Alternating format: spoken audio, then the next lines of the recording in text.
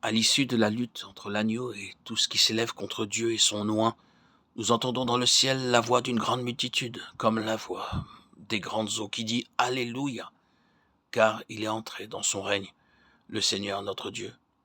Donnons-lui gloire, car les noces de l'agneau sont venues. Apocalypse 19, 6, 7. Après avoir attendu que ceux qu'il a rachetés fussent rassemblés de toutes les parties du monde, celui qui a vaincu sur la croix a maintenant remporté la victoire sur les nations et mis sous ses pieds les autorités et puissances terrestres. L'heure approche où le Seigneur va enfin récolter les fruits ultimes de sa victoire. C'est pourquoi il a donné sa vie. Il a aimé l'Église, nous est-il dit, et s'est donné lui-même pour elle, afin qu'il la sanctifie après l'avoir nettoyée, en la lavant d'eau et par sa parole pour la faire paraître devant lui une Église glorieuse, n'ayant ni tache, ni ride, ni rien de semblable. Éphésiens 5, 26, 27. Et voici qu'au ciel retentit comme la voix de multitudes qui chantent. Faisons éclater notre joie, car les noces de l'agneau sont venues, et son épouse séparée. Et il lui a été donné de se vêtir de fin lin pur et éclatant, car ce fin lin, ce sont les justices des saints. Apocalypse 19, 11, 12. Les cieux s'ouvrent à nouveau et le Fils de l'homme paraît. Il est couronné de plusieurs diadèmes.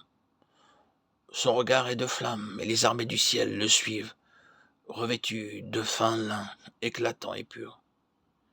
Il vient prendre possession de la terre conquise, des royaumes du monde sur lesquels il doit régner pendant 1000 ans. Apocalypse 22. Durant ce laps de temps, Satan est lié et ne peut plus séduire les nations. Les sacrificateurs rois, ceux qui ont été rachetés d'entre les hommes, régneront avec le Christ durant ces 1000 ans. Apocalypse 21, 6. Par-delà le millénium et le jugement dernier, par-delà la destruction du dernier ennemi, la mort, le regard inspiré du prophète discerne enfin les jours d'éternité et voit dans une terre et des cieux nouveaux.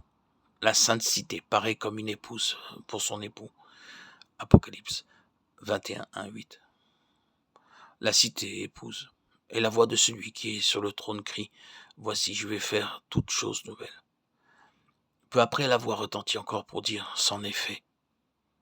À ce moment, lorsque les choses anciennes seront abolies, le calvaire sera-t-il oublié? Dans la royauté du Christ, le sacrifice sera-t-il comme oblitéré? Nullement. Le nom par excellence du Seigneur restera encore, et dans tous les siècles, l'agneau.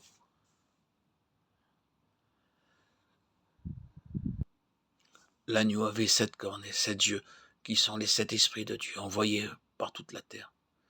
Dans la vision du chapitre 4, les 7 esprits sont devant le trône. Il a plu au Père de réunir en Christ toute la plénitude de Dieu. Aussi voyons-nous l'agneau au milieu du trône et toute la plénitude de l'Esprit demeure sur lui, plénitude de puissance et perfection de lumière. Et c'est par l'agneau que le Saint-Esprit est envoyé aux hommes, procédant du Père et communiqué aux hommes par le Fils.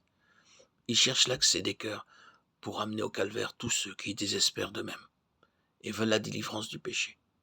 Il vient demeurer en tous ceux qui le réclament, les conduisant à mourir à eux-mêmes, à mourir avec Christ, pour les préparer à rencontrer leur Sauveur.